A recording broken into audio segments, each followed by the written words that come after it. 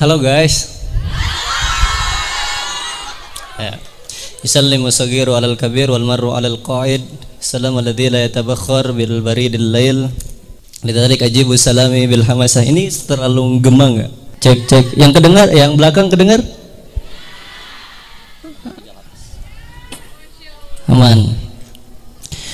Assalamualaikum warahmatullahi taala wabarakatuh.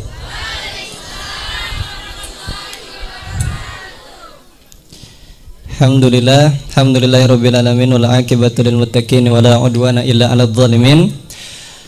Asyhadu an la ilaha illallah wahdahu la syarikalah wa asyhadu anna Muhammadan abduhu wa rasuluhu alladzi la nabiyya wa la rasula ba'da amma ba'd. Allahumma shalli ala Muhammad wa ala ali Muhammad kama shallaita ala ali Ibrahim wa ala ali Ibrahim innaka Hamidum Majid. Ada yang pertama kali pergi ke Masjid Ismu Yahya? Semuanya berarti Bang ya? Oh, ini muka-muka baru berarti. Oh, udah tua. Kalau setelah ini ada satu naik lagi bakal kayak gini lagi, datang lagi.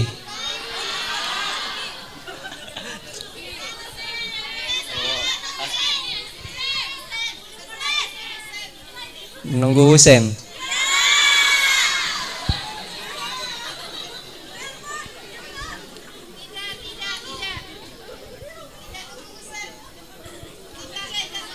Ya. Alhamdulillah, semoga Allah panjangkan usia kita dalam hal ketaatan. Semoga Allah panjangkan usia kita dalam hal kebaikan. Semoga Allah pertemukan kita di dunia dan bersaudarakan kita di surganya. Amin amin Allahumma. Karena kalau bukan cintanya Allah, kita, saya, teman-teman itu nggak bakal bisa bertatap muka, nggak bakal mungkin. Kalau bukan karena cintanya Allah, saya nggak bakal jumpa Abi En yang di samping saya, Ustaz. Saya nggak bakal jumpa dengan Ustadz Berry yang di samping saya. Padahal dulu niat saya pengen banget jumpa beliau, cuman momentumnya Allah kasih sekarang. Ini karena apa? Cintanya Allah. Makanya pernah dengar kalimat keren? Apa kalimatnya? Hadiah terbaik adalah apa yang kamu miliki dan takdir terbaik adalah apa yang sedang kamu jalani. Hadiah terbaik apa yang saya dapati hari ini? Nih, saya jumpa dengan beliau, saya jumpa dengan teman-teman. Allah permudahkan terbang saya, Allah permudahkan kendaraan saya untuk bisa pada datang ke Masjid Ismu Yahya. Semoga Allah memberkahi masjid ini. Semoga Allah panjangkan usia masjid ini. Semoga Allah jadikan peradaban ini peradaban yang tidak akan mati ditelan oleh zaman. Amin amin Allahumma amin. Karena doa itu teman-teman tahu bisa merubah sesuatu yang mustahil menjadi Dulu tahu globe, peta globe dunia? Dulu kan itu bentuknya warna hijau semua, tapi kenapa sekarang warna biru? Dulu globe itu penuh sama daratan, tapi berubah menjadi perairan biru semua. Itu karena apa? Satu doa pendek yang disampaikan oleh Nabi Nuh alaihi salam. Apa doanya? Rabbi inni maglubun fangtasir. Ya Allah, aku ngaku kalah, maka tenggelamkanlah umatku. Jadi tenggelam di situ mulailah banyak air yang dulunya dunia itu per 3 daratan, isinya adalah daratan, kemudian menjadi perairan. Gara-gara doa. Makanya jangan pernah sepelekan doa. Salawat serta salam tak lupa kita curahkan kepada, saya mau berdiri atau duduk?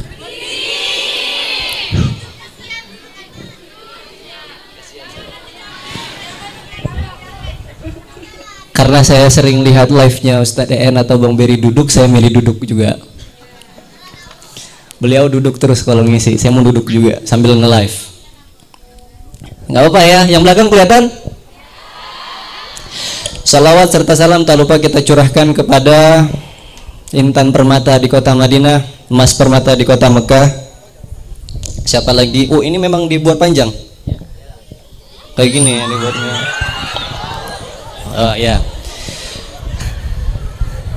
Siapa lagi kalau bukan Nabi Muhammad sallallahu alaihi wasallam? Teman-teman kalau pernah baca buku Fihi Ma Fihi, pernah? Itu kan sampai dikatakan alam semesta itu diciptakan asbabnya adalah karena ada Rasul sallallahu alaihi wasallam. Allah menciptakan laut yang dalam, Allah menciptakan samudra yang dalam, Allah menciptakan pantai yang tidak bertepi, Allah menciptakan langit yang indah, Allah menciptakan gunung yang tinggi dan kokoh, Allah menciptakan hutan yang begitu luar biasa indah. Itu karena apa? Li'annaka ya Muhammad, sebab karena Muhammad itu diciptakan. Dan teman-teman tahu langit itu pernah close friend, bro? Tahu close friend nggak? Friendzone? Friendzone tahu, bro? Sering ya jadi friendzone ya? Close friend tahu close friend? Tahu ya close friend ya? Satu ketika Allah itu pernah menjadikan langit itu close friend. Dulu iblis bisa masuk ke langit, malaikat bisa masuk ke langit. Tapi satu ketika momen Allah itu tiba-tiba menutup langit itu hanya bisa dimasuki oleh malaikat. Dan tiba-tiba tahu apa yang terjadi, teman-teman? Iblis ketika itu heran, kenapa kok Allah menjadikan langit itu menjadi close friend? Kok gue nggak bisa masuk, padahal dulu termasuk makhluk yang dimuliakan Allah. Why? Akhirnya disitulah ada satu iblis yang paling besar atau komandan yang mengatakan, wahai para anak buahku, tolong cari di mana sampel tanah yang paling wangi berbeda dengan wangi-wangi di lainnya. Akhirnya ada yang pergi ke India, iblis, ada yang pergi ke Amerika, ada yang pergi ke Australia, ada yang pergi ke Bangladesh, ada yang pergi ke Pakistan, India, semuanya dikelilingi. Cuman ada satu di situ tanah sampel yang paling wangi berbeda dengan wangi-wangi tanah lainnya, yaitu tanah Mekah Mukarramah. Karena apa? Lahirnya Rasul Shallallahu Alaihi Wasallam di tanah Mekah Mukarramah. Dibawa sampel tanah tersebut, disampaikan kepada komandan iblis tadi, wahai iblis, wahai komandanku, inilah penyebab ternyata langit itu menjadi close friend. Langit itu ditutup. Bakal ada nabi yang lebih mulia, yang lebih hebat, yang kualitasnya lebih hebat daripada sebelum nabi-nabi sebelumnya. Bahkan teman-teman tahu, apapun yang berkenaan dengan Rasulullah Shallallahu Alaihi Wasallam itu pasti termuliakan. Surah Toha ayat 12. Oh, udah kayak sedaan belum? Surah Toha ayat ke-12. Apa kata Allah? Ini ana rabbuka fakhla'na alaik innaka bilwadil muqaddasi tuwa. Allah mengatakan kepada Nabi Musa, wahai Nabi Musa, ketika engkau pengen berjumpa dengan saya, maka tolong lepaskanlah terompa kamu. Tapi ketika Rasulullah berjumpa dengan Allah, ketika Isra Mi'raj, apa yang terjadi? Allah enggak mengatakan, wahai Muhammad, lepaslah sendal kamu. Enggak. Artinya apa? Allah itu ketika pengen berjumpa dengan Rasulullah, apapun yang berkenaan dengan Rasulullah, hatta sendal, even sendal yang dipakai Rasulullah, itu termuliakan. Allah nggak mengatakan, wahai Muhammad, lepaslah terompa kamu. Tapi cuma mengatakan kepada Nabi Musa, wahai Musa, ketika kamu pengen berjumpa denganku di bukit Muqaddas Tua, maka tolong lepaskanlah sendal kamu. Artinya apa? Inilah kita sebagai umatnya Rasulullah yang pengen termuliakan, maka jangan pernah jauh-jauh dari sholawat kepada Rasulullah.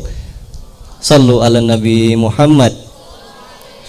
Bisa sholawat Badar? Yang kayak gimana? Pancing. Yang salatullah salamullah ala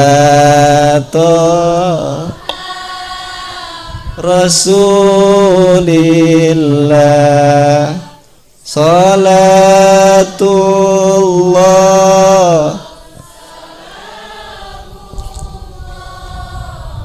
ala sin. Lanjut.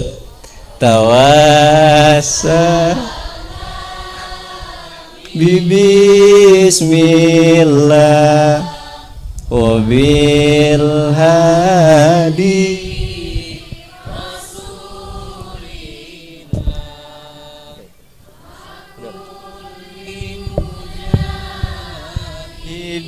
idilillah bi alil ba.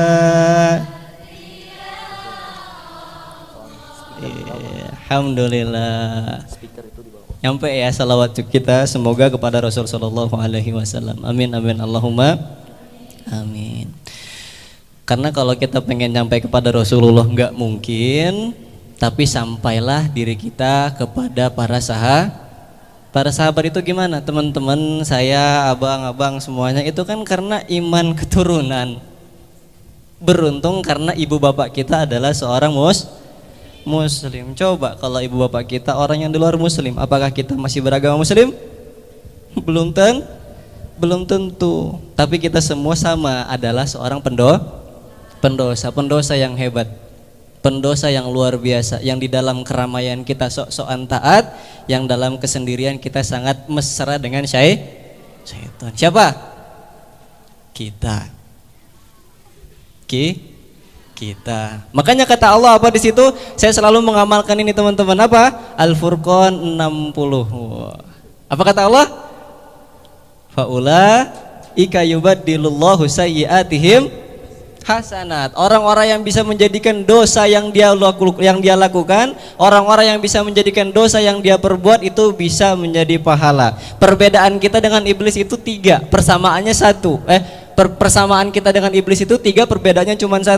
Apa? Iblis sama-sama dahulunya adalah penghuni surga, kita pun penghuni surga. Iblis itu melakukan satu kesalahan dan kita pun Nabi Adam melakukan satu kesalahan. Apalagi persamaannya? Sama-sama dimuliakan Allah.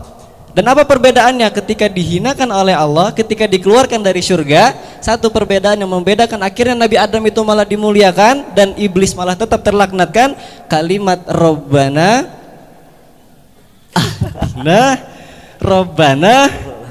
Zolamna Watarhamna minal khosirin. Bukan Rabbana Zolamna anfusana. Tetaplah merasa pendosa, karena dari merasa pendosa itulah yang akhirnya kita dimuliakan. Oke, back to tema. Ada yang hidupnya punya banyak masalah?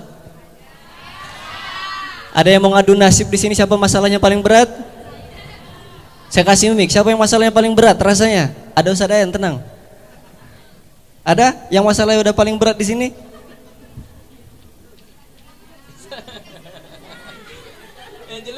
Ada yang laki-laki masalahnya udah kayak ya udahlah pengen bunuh diri gitu, ada? Udah di ujung akhirnya. Ada yang kayak gitu? Oh, ada ya. Tapi yang datang ke sini pasti punya bawa utang. Skripsi.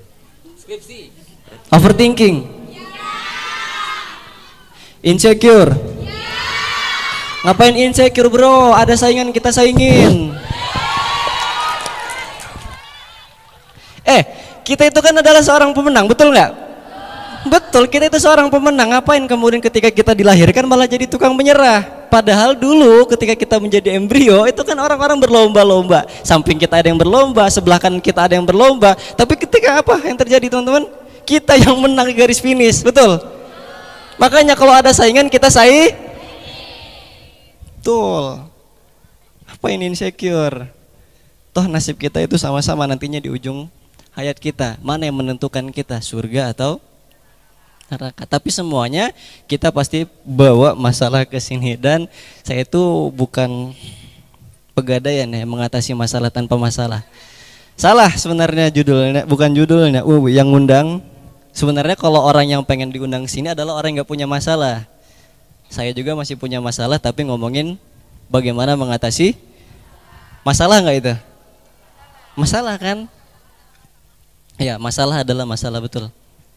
Cuman ada satu pelajaran yang menarik dari Syekh kami itu mengatakan sebenarnya kalau semakin besar masalah atau seberapa pun ruwet masalah yang kamu miliki, sebenarnya nggak terlalu payah atau terlalu sibuk kamu bagaimana menyelesaikannya.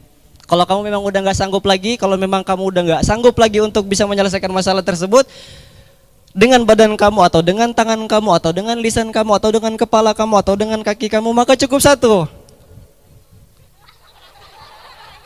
Apa Baygon? Ya betul, siapa nyamuk. Maksudnya apa yang harus kita lakukan? Kalian pernah naik pesawat? Kasian. Bro, pernah naik pesawat nggak? Kayak mana ya bilangnya? Punya TV? Atau ada YouTube nggak? Pernah nengok di mana keadaan kita masih kayak POV kita di atas, kemudian nengok orang-orang di bawah gitu. Pernah? Pernah lah kayak gitu ya. Atau teman-teman yang pernah naik pesawat, kadang-kadang kita suka buat instastory di bawah, nengok motor-motor kecil, pohon-pohon kecil, betul? Kadang-kadang kalau masalah udah besar itu kita cuman ganti sudut pandang kita. Sudut pandang betapa besar masalah yang kita miliki kalau kita dilihat dari POV langit, maka masalah itu menjadi kecil nggak? Antum kalau lagi di pesawat nengok orang di bawah itu kecil nggak? Pohon sebesar ini kalau dilihat dari atas kecil nggak? Masjid yang sebesar ini kalau dilihat dari atas kecil nggak? Kecil. Kalau kita melihatnya itu dari jalur langit. Kalau kita lihat dari bawah kayak gini, lihat gedung kayak gitu besar. Lihat pohon kayak gini besar. Sedang lah ya. Ditawar. Makanya apa yang pertama? Ganti sudut pandang kita, angle kita itu diganti. Kalau udah memang gak kuat lagi melakukan dengan badan kita, cuman ganti dengan sudut pandang kita. Itu analogi pertama. Analogi kedua, Syekh kita pernah cerita, kalau masalah kamu memang udah betul berat, ada Syekh itu kemudian datang seorang murid, datang kepada Syekhnya, dia mengatakan, wahai Syekh, ini luar biasa, masalah aku udah telanjur berat. Aku udah rasanya gak sanggup lagi untuk menyelesaikan masalah ini. Maka bagaimana yang harus aku lakukan? Masalah dalam hidupku itu sudah semakin galau, sudah semakin terpuruk, sudah semakin pokoknya ruwet banget. Akhirnya Syekh tersebut membawa segenggam garam, dimasukkan ke dalam gelas, di situ ada airnya sedikit, disuruh minum. Disuruh rasanya apa? Asin. Kata murid tadi, wahai Syekhku, ini rasanya asin.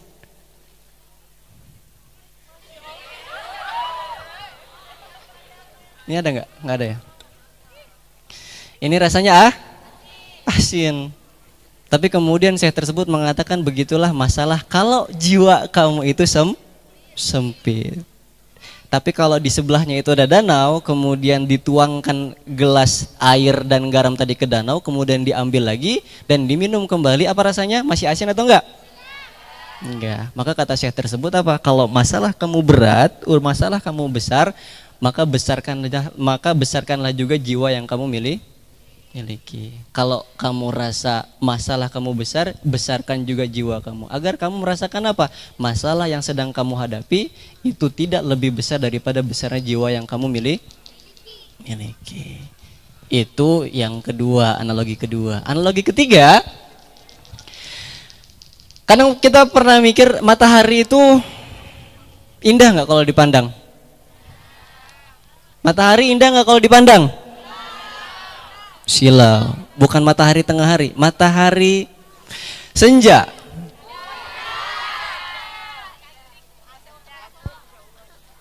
Suka lihat matahari senja? Kalau azan maghrib ke masjid? Kalau azannya udah maghrib ke masjid? Masih instastory. Hanya Allah yang tahu.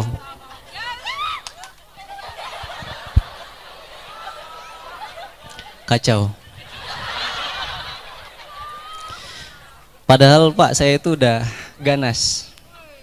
Apa ganas? Ganteng anak satu.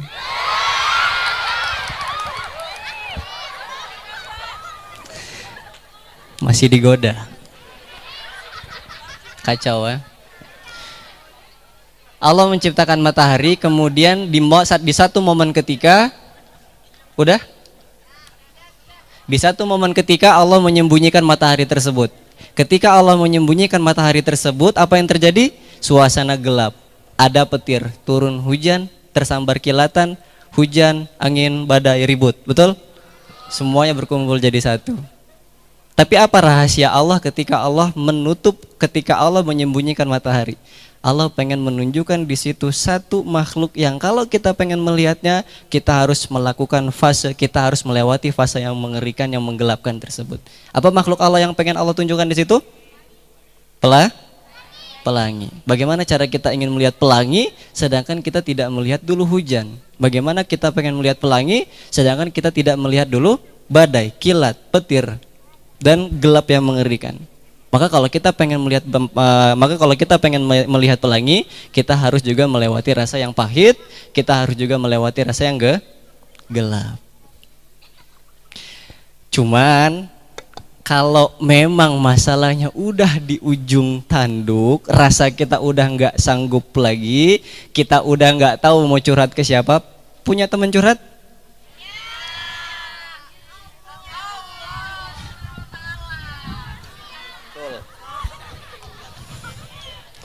Punya teman curhat?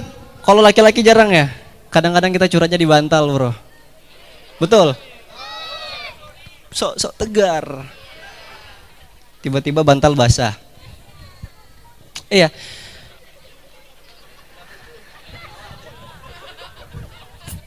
Pengalaman.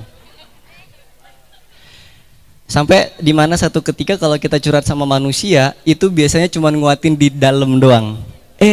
Bro, gue udah gak kuat lagi, sabar ya, nanti Allah bakal ganti, gitu ya. Gimik-gimik padahal kita nggak perlu yang kayak gitu, udah. Kita pengennya apa? Duit. Enggak, healing.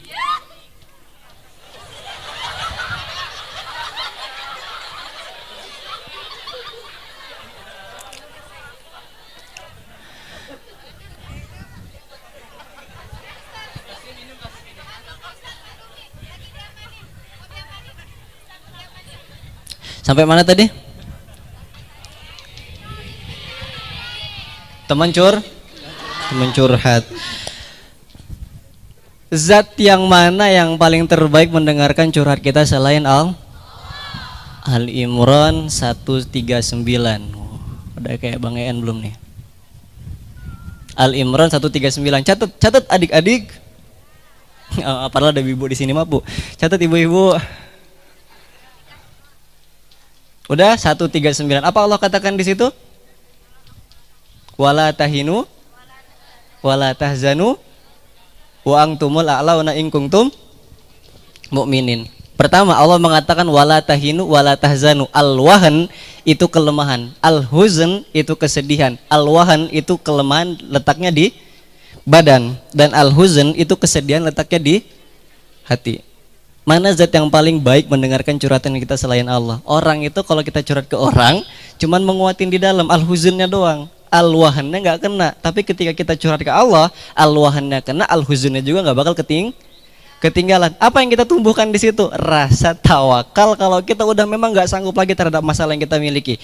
Satu sense di mana sense terbaik ketika Allah menceritakan satu skenario tawakal yang terbaik dan nggak pernah terwakilkan lagi setelahnya. Apa? Cerita ibunda Nabi Musa alaihissalam. Pernah dengar? Pernah kebayang besarnya Sungai Nil? Pernah pergi ke Mesir? Kasian kalian ya. Biayain lah. Tapi pernah lihat di video YouTube Sungai Nil segede apa? Pernah ya? Atau Sungai Kapuas deh, kebayang segede apa? Banyak emas. Banyak buah. Iya.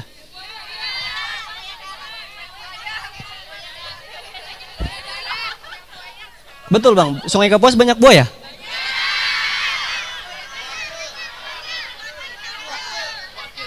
Hah? Apa buah ke? Makan orang? Mbaknya mau jadi tumbal? Canda Mbak. Skenario terbaik yang Allah ciptakan tentang episode tawakal cuman dipegang sama ibunda Nabi Musa alaihi salam. Maka ketika itu Fir'aun memerintahkan karena bakal tahu ada nabi yang bakal hidup di zamannya, semua bayi di zaman itu bakal dibunuh. Tahu ya?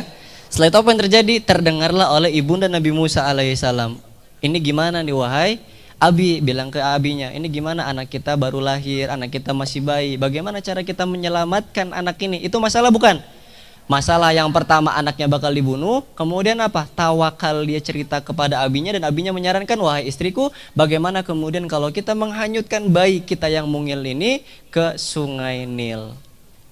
Sungai Nil itu besar, luar biasa besar banget, bukan hanya panjang cuman juga besar. Keraguan, kehancuran hati seorang ibu adalah ketika memisahkan dirinya dengan buah hati yang dia lahir. Kalian mau belum ngerasain, bro, kan belum ganas. Canas, cantik anak satu. Belum kan? Tapi betul bro, rasa ketika ibu itu dipisahkan dengan anaknya itu another level of pain, bro. Betul nggak? Grammarnya betul nggak? Betul ya. Satu ketika ibunya tadi mengatakan ya udahlah, kalau memang ikhtiar terbaik kita adalah ketika kita menghanyutkan anak kita, kita tutup dengan akar, kita hanyutkan di Sungai Nil. Itu ikhtiar setelah dia menyelesaikan masalah yang pertama. Yang kedua, iyyaka na'budu wa iyyaka nasta'in. Dia minta pertolongan kepada Allah. Tawakalnya apa di situ? Ya Allah, aku menitipkan anakku. Lihat kalimatnya, ya Allah, aku titipkan anakku, tolong jumpakanlah lagi aku dengan anakku. Setelah itu apa yang terjadi? Nabi Musa kecil dihanyutkan. Sampai kemudian Nabi Musa itu nggak melewati sungai yang harusnya dilewati air yang banyak, tapi apa? Dia berbelok dan ternyata beloknya sungai itu menunjukkan kepada tempat mandinya Asyah binti Muzahidin. Bapak siapa Muzahidin? Bapak kok Muzahidin namanya? Bapak kok? Tak bro. Asyah bin Muzahim. Siapa namanya? Asyah binti Siapa itu? Istrinya Fir'aun. Maka satu ketika dia mandi dan terlihat di situ ada satu yang mengambang, kemudian di situ diambil dan ternyata di dalamnya adalah Nabi Musa yang kecil. Dibawalah di situ, ternyata Asyah binti Muzahim jatuh hati pengen merawat Nabi Musa alaihissalam yang kecil. Dikatakanlah kepada suaminya, Bang Fir, coba siapa nama Fir'aun? Tahu nggak lu pada? Siapa? Bang Un. Iya, suka-suka kalian Bang Un. Panggil kayak gitu kan sama istrinya Bang Un. Enggak keren, Bang Fir. Bangun.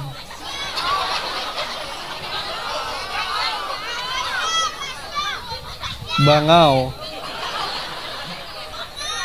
Wah, kasihan Firaun udah disiksa, dihina di sini. Lanjut. Dia bilang sama suaminya, wah Bang Fir, dia bilang kayak gitu, ini ada anak lucu banget, saya pengen merawat kayak gitu, gimana caranya? Nggak boleh, semua anak bayi harus dibunuh, tapi ini cuma satu. Namanya istri, kalau udah marah, bentul ya teh ya, kalau udah marahin Ustaz EN takut nggak? Takut bro, pasti ya Ustaz ya? Nggak juga, kayak gitu. Ya betul, kadang saya apa? Nggak usah lah, nggak jadi lah. Betul, marah, bukan takut ya. Cuman karena bukan menghargai, bro. Memang this is queen. Tau queen, kalau queen di rumah itu adalah memang dia yang punya kerajaan itu. Udah dia akhirnya Firaun tadi mengizinkan, wah istriku silahkan, demi kasih sayang abang kepada kamu, silah. Ini Firaun bro, masuk ke neraka.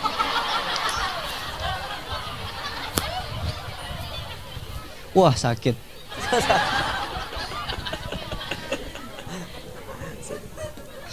Akhirnya diizinkan sama Firaun, diizinkan di situ. Setelah diizinkan, ya udah demi kasih sayang abang kepada kamu, silahkan kamu merawat anak ini. Saat dirawatlah di situ, ternyata Nabi Musa di dalam istana. Sampai satu momen di mana Nabi Musa itu merasa kehausan, diberikanlah di situ asinya Asyah binti Muzahim, dan ternyata ditolak.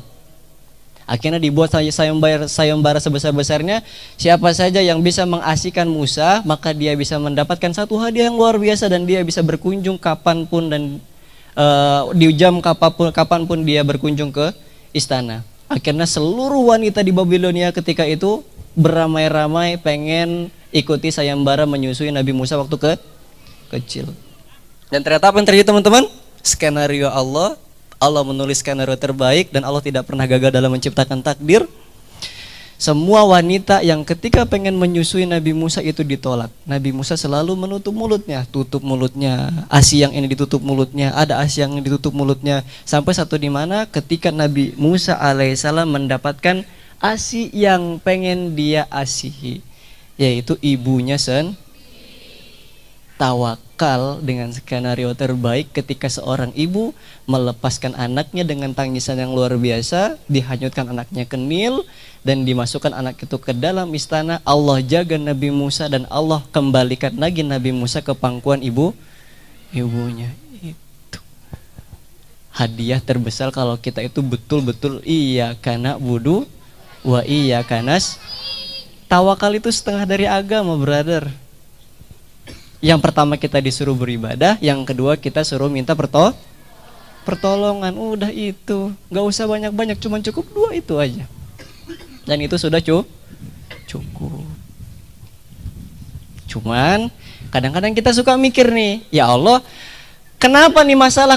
Kan saya sudah saya sudah tawakal, saya sudah istighfar, saya sudah bersyukur. Yang katanya kalau kita tahu, kalau kita bersyukur maka Allah bakal tambah syukur kita. Kalau kita bersyukur atas nikmat Allah, maka Allah akan tambahkan nikmat kita maka Allah akan memberikan nikmat kepada kita, betul kan? Bakal Allah tambah. Cuman kenapa ketika kita sudah bersyukur, Allah nggak tambah nih nikmat kita kepada kita? Kata Ibnu Abbas, ketika Allah menurunkan 3 ayat yang berkenaan dengan amalan, maka amalan itu adalah perangkai. Dan kalau kita pengen mendapatkan khasiat dari amalan tersebut, maka kita harus menjalankan amalan perangkainya. Nyambung? Butek ya? Tapi nyambung gak? Gini, kata Ibnu Abbas, Allah menurunkan 3 ayat yang berkenaan dengan amalan. Amalan tersebut adalah rangkaian. Kalau kita pengen mendapatkan khasiat dari amalan tersebut, kita harus menjalankan amalan rangkaiannya. Nyambung ya? Jadi kalau kita pengen mendapatkan pohon, kayak gini deh. Aduh, kalian gimana sih? Ini pohon. Lihat teman-teman, itu pohon. Amalannya itu daun. Ketika kita pengen mendapatkan daun tersebut, kita harus melakukan amalan rangkaiannya, yaitu berupa batang dan nyambung. Mantap. Apa? Pertama, atiullah wa atiur Rasul. Kalau kita pengen taat sama Allah, maka kita harus taat kepada Rasul. Itu satu kesatuan yang nggak boleh dipisahkan.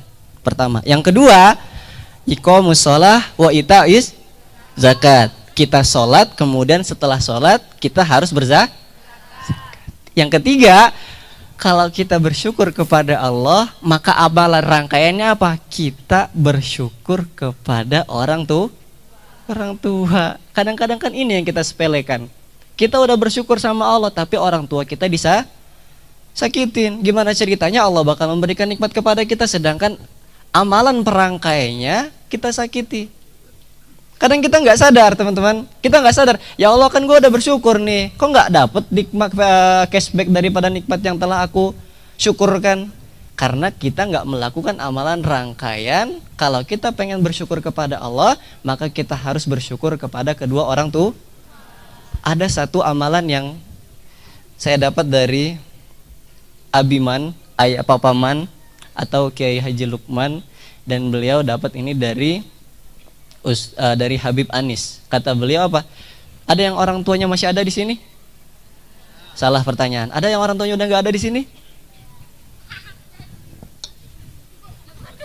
Yatim.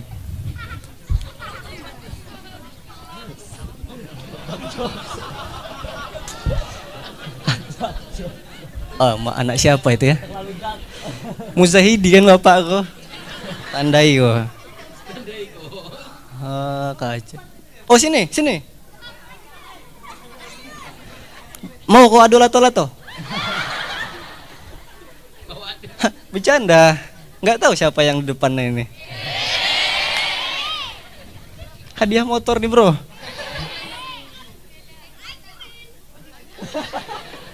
Oh, kau berani.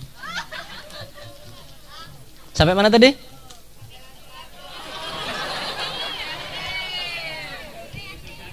Yatim. Ada amalan yang kemudian diamalkan oleh Habib Anis itu kalau orang tua kita masih ada, doanya apa? Ma, pa, doakan abang, doakan kakak seumur hidup abang. Jadi ketika mama atau bapak kita udah nggak ada, doanya masih tetap ngalir. Kalau kita minta doa setiap hari kan kadang-kadang susah, kadang-kadang satu hari pun nggak ada hubungan, nggak berhubung. Cuman apa doanya di situ? Ma, pa, tolong doakan abang dan kakak untuk kebaikan di seumur hidup abang atau di seumur hidup kakak, sepanjang hidup kakak, sepanjang hidup abang. Itu kunci dari Habib Anis yang udah saya amalin. Kadang-kadang kan kita kayak gitu bro, nggak melakukan amalan spesial tapi mendapatkan kebaikan. Pernah kayak gitu? Pernah. Itu karena apa? Doa ibu kita, tahajud ibu kita, tahajud bapak kita yang kita nggak sadar. Itu atmosfer yang mereka tuangkan ke langit dan akhirnya mendapatkan cashbacknya kepada kita. Kita nggak sadar. Sesimpel itu. Sesimpel itu kalau kita pengen bersyukur sama Allah, maka amalan rangkaiannya apa? Kita bersyukur dulu kepada kedua orang tua kita. Itu kunci dari Ibnu Abbas. Kemudian apa teman-teman di sini? Kadang Allah itu pengen memberikan hadiah cashback setelah kita bersyukur, tapi kadang-kadang kita sedang tidak ada di rumah. Tahu perempuan aplikasi yang mengerikan akhir-akhir ini apa? TikTok. Salah. Tahu jin oren? Setan oren tahu? Aisyah itu keranjang Shopee. Pernah suka nggak sih? Ada aplikasi Shopee? Ada.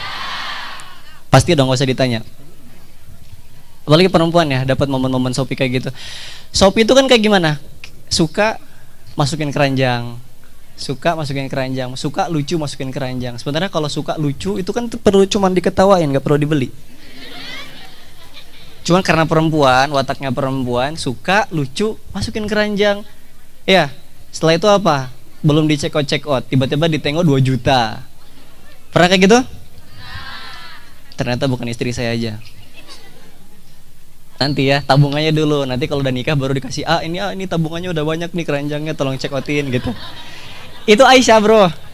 Jadi sebelum nikah dia nabung keranjang. Waktu kita nikah ya Allah, check out. Di hari pernikahan itu kita check out. Mantap. Perempuan, woman. Tahu skenario tentang masalah Shopee? Kadang-kadang kan Shopee kan kayak gimana? Suka masukin keranjang, suka masukin keranjang, suka like masukin keranjang, gitu kan ya? Dan itu, kalau kita udah tahu skenario masalah Shopee, maka begitu juga dengan skenario kita kalau kita itu berhadapan dengan Allah. Gimana? Kadang-kadang katakanlah kita suka itu dengan analogi doa. Kadang-kadang kita doa, ya Allah pengen deh jadi Kak Aisyah. Enggak, canda. Ya Allah pengen punya motor Astrea. Ya Allah pengen punya Aerox. Temen gue udah nendang pintu dapat motor Aerox. Kok kita nggak dapet? Ada yang kayak gitu bro? Ada teman gue kayak gitu, nendang pintu dapat motor Aerox.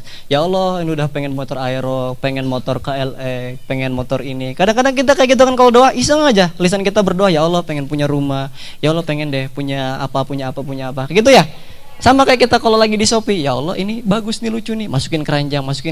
Kadang-kadang kita ada doa nih, ya Allah pengen ini, pengen itu. Itu udah sebenarnya masuk ke dalam keranjang. Sebagaimana analogi kita kalau kita belanja di Shopee. Maka bagaimana cara barang tersebut dipaketkan kepada kita?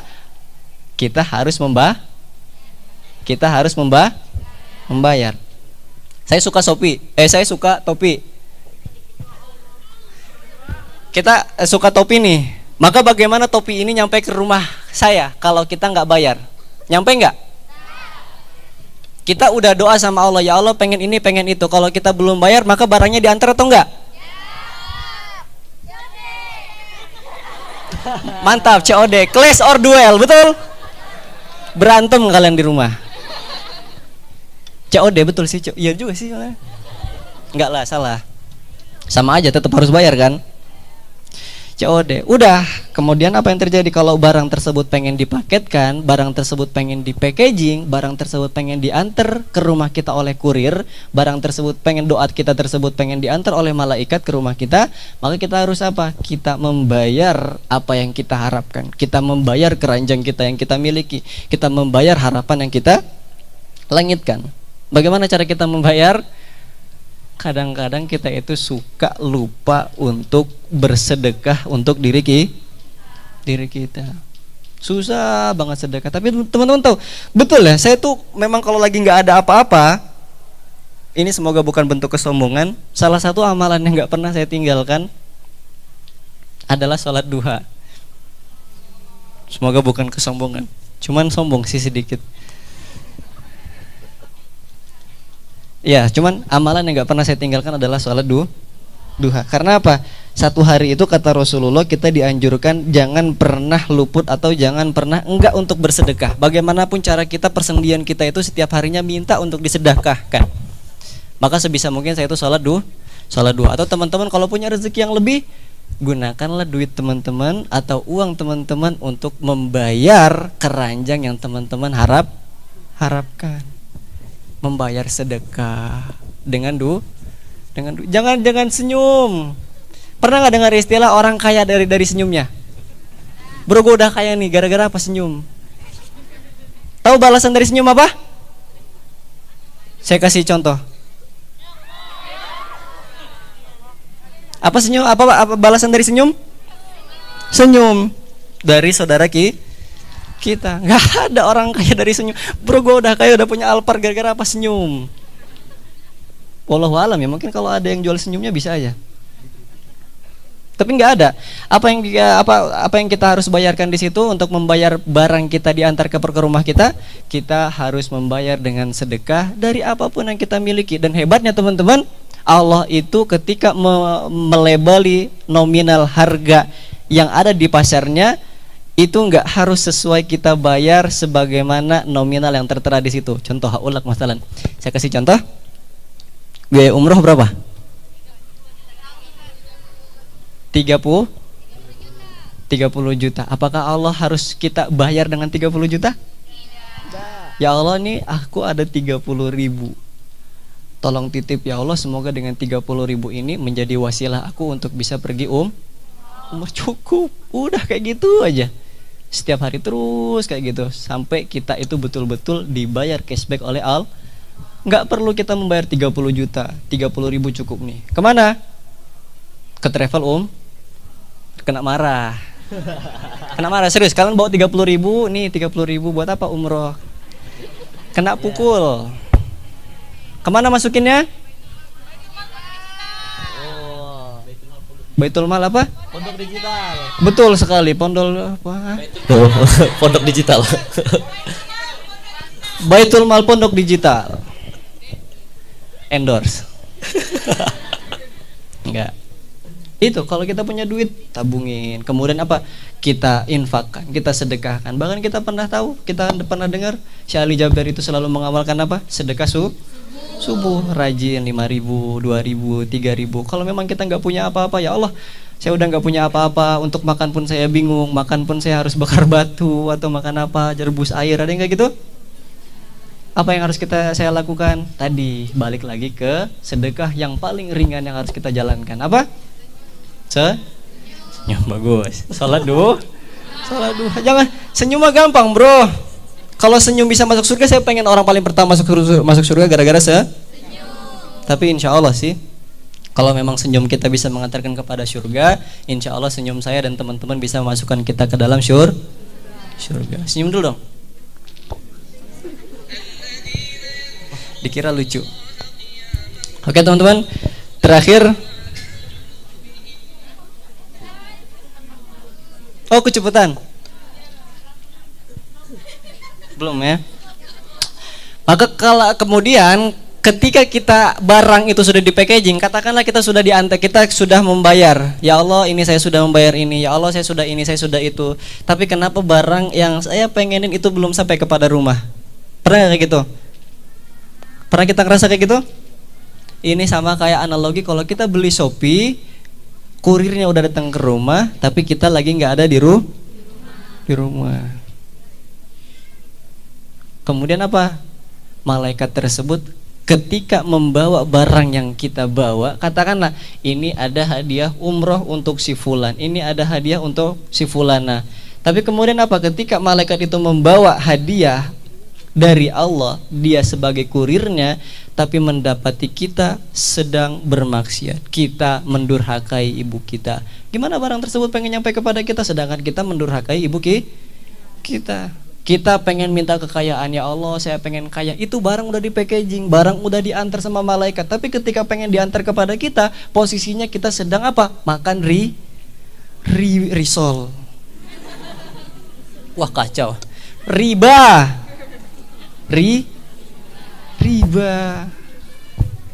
Kita pengen apa lagi? Kita pengen kesehatan, udah di packaging nih sama Allah, malaikat udah nganter sebagai kurir di situ.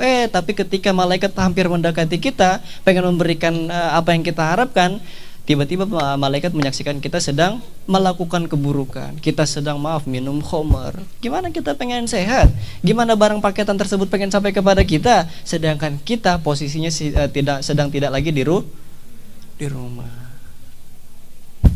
Teman-teman, kalau kita pengen barang tersebut sampai di rumah, maka pastikanlah diri kita pantas untuk ada di rumah dan pantas untuk memiliki barang tersebut. Ada doa yang bagus itu kayak gimana? Ya Allah, pantaskanlah aku untuk memilikinya. Kalian jarang kan doa kayak gitu? Ya Allah, pengen iPhone. Bro, teman kamu kalau lihat kamu itu pasti bakal ngiranya, itu HP ADHDC. Tahu kayak gitu. Karena apa? Kamu rasa ini kan orangnya nggak pantas untuk memiliki iPhone. Ya Allah, pengen apa lagi? Pengen sepatu Adidas. Teman-teman kamu bakal mengiranya, ini kan Adidas KW. Karena apa? Teman kamu mengira kamu nggak pantas untuk memilikinya. Tapi ketika kamu berdoa, ya Allah pantaskanlah aku untuk memiliki barang tersebut, maka insya Allah teman kamu nggak bakal pernah bilang, oh ini iPhone-nya HDC, oh ini barangnya KW-nya. Tapi apa doanya di situ? Ya Allah pantaskan, ya Allah pantaskan aku untuk bisa memilikinya. Cuman apa teman-teman? Langit itu pandanglah sebagai langit. Jangan pernah kamu pengen memeluknya.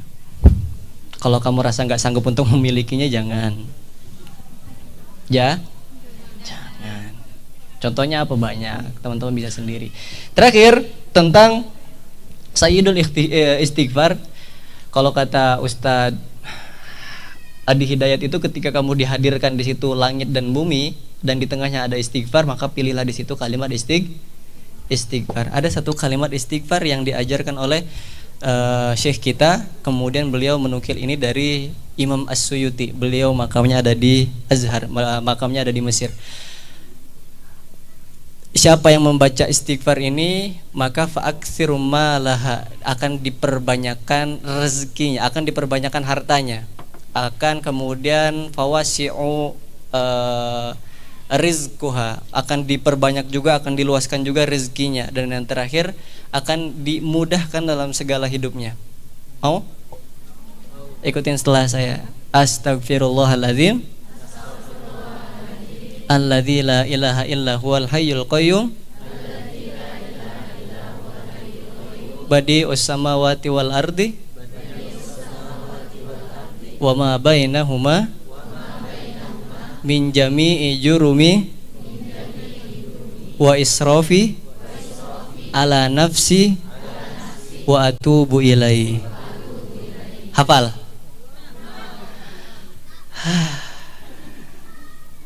Baca ini setelah subuh 3 kali. Maka kita, kata Imam As-Suyuti, kata Syekh kami, akan dipermudah dalam dia mengambil ilmu, akan diperbanyak rezekinya, akan diperluas juga hartanya. Terakhir, mau? Astagfirullahalazim alladzi la ilaha illa huwal hayyul qayyum badi'us samawati wal ardi wa ma bainahuma min jami'i jurumi wa israfi ala nafsi wa atubu ilaihi. Dan teman-teman tahu apa hebatnya daripada istighfar? Ketika Allah Subhanahu wa taala mengatakan hebatnya istighfar, Allah selalu menyandingkan di situ yursilis sama alaikum midrara. Surah Hud ayat 52. Wa ya qaumi istaghfiru rabbakum tsumma tubu ilaih yursilis sama alaikum midrara. Di surah Nuh ayat 10, 11, 12 Allah mengatakan apa? Faqultu astaghfiru rabbakum innahu kana ghaffara yursilis sama alaikum midrara. Sama, semuanya itu konotasinya berhubungan dengan hujan. Kenapa? Why? Ketika kita istighfar, Allah selalu menyandingkan di situ dengan hujan. Jawabannya di surah Ar-Ra'd ayat 17. Siapa yang tahu? Yang tahu dapat foto sama saya? Gak jadi. Surah Ar-Ra'd ayat 17. Nah, poinnya apa di situ? Allah mengatakan nauzubillah fasalat audiyatum biqadariha. Dapat? Kalian itu nyari enggak sih nengok malah nengok sini? Nyari. Allah mengatakan apa di situ?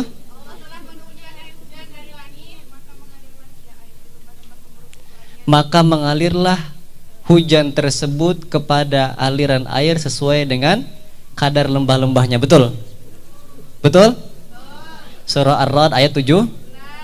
Fasalat audiyatum biqadariha. Ini poinnya apa teman-teman? Ketika kita beristighfar, Allah selalu mengatakan turun hujan dari langit, turun hujan dari langit. Dan poin terakhir Allah mengatakan di surah Ar-Ra'd ayat 17, fasalat audiyatum biqadariha. Ketika hujan itu turun airnya, dia bakal mengalir ke sungai sesuai dengan debit lembah air tersebut. Pertanyaan kita kadang, kenapa rezeki yang Allah turunkan kepada kita itu selalu kecil, selalu dikit, debitnya selalu aja segitu-segitu aja? Karena kita tidak memperbesarkan debit air hujan yang kita miliki. Gimana cara kita memperbesar debit air hujan yang kita miliki yang Allah turunkan kepada kita? Perbesar juga wadah, perbesar juga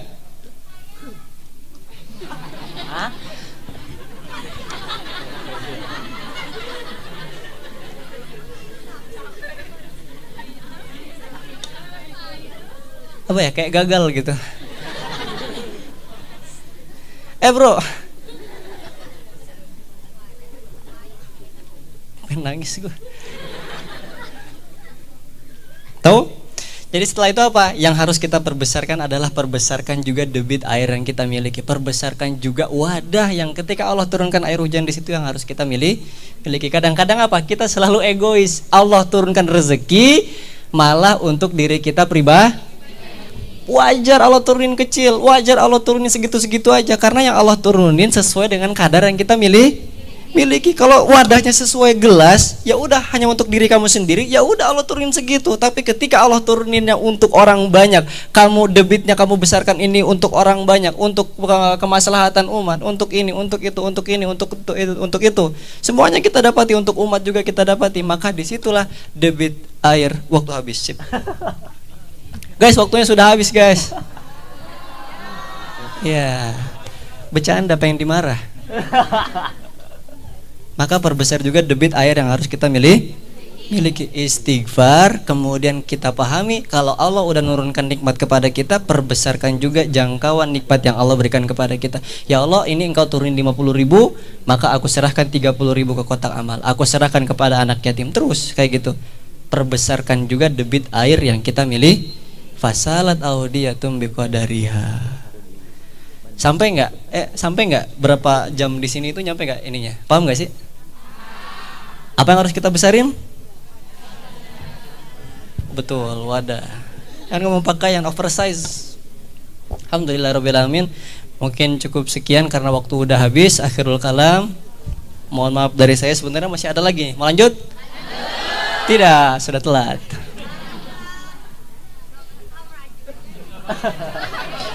Merajuk lah, kau apa hubungannya sama aku? Dikiranya takut. Merajuk. Abang kau nih? Bukan kan? Oh om. Apa ya? Oke boy itu. Kawan main kelereng biasa. Makanya gitu, kalau sepantaran. Guli. Main guli. Tahu kelereng enggak kau? Tahu ya. Alhamdulillahirobbilalamin. Semoga Allah menurunkan rezeki. Semoga orang-orang yang pulang dari sini Allah selesaikan masalahnya. Semoga Allah bantu lunaskan hutang-hutangnya. Semoga Allah angkat derajatnya. Semoga Allah lancarkan usahanya. Semoga pulang dari sini tetap juga berkumpul di dunia dan berjumpa di surga. Amin amin Allahumma. Akhirul kalam, syukran. Assalamualaikum warahmatullahi wabarakatuh.